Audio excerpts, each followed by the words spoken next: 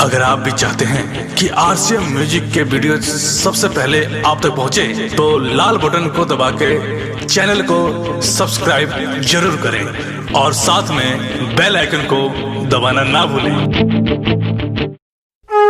प्रेम से बोलिए सरस्वती मैया की।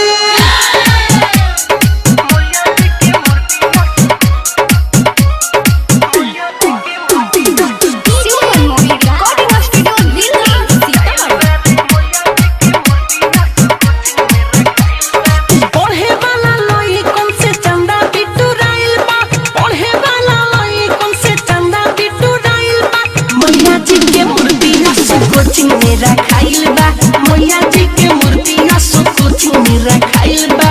नाचे खातिर भगवती में डीजे भी बनाइल बा, नाचे खातिर भगवती में डीजे भी बनाइल बा। अरे मैया जी के मूर्ति असो कोचिंग मेरा खाइल बा, मैया जी के मूर्ति असो कोचिंग मेरा खाइल बा रे।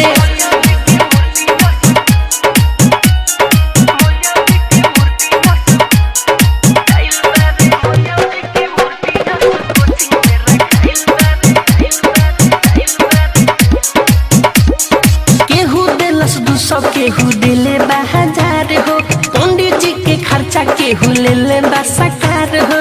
ए भाया केहू दिलस 200 केहू दिले बा हजार हो, पंडित जी के खर्चा केहू ले ले बा सकार हो। बड़ी भारी सर्दे माँ के मूर्ति भी किनाइल बा, बड़ी भारी सर्दे माँ के मूर्ति भी किनाइल बा। मैया जी के मूर्ति असो कोचिंग मेरा खाइल बा, सरस्वती मैया के मूर्ति रखाइल बा।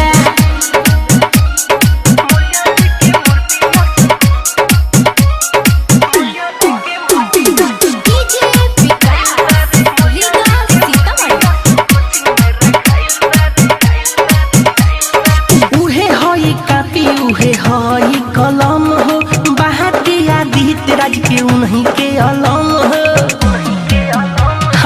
उहे हई कापी उहे हई कलम हो, बाटे मन मोही का उन्हीं के अलम हो।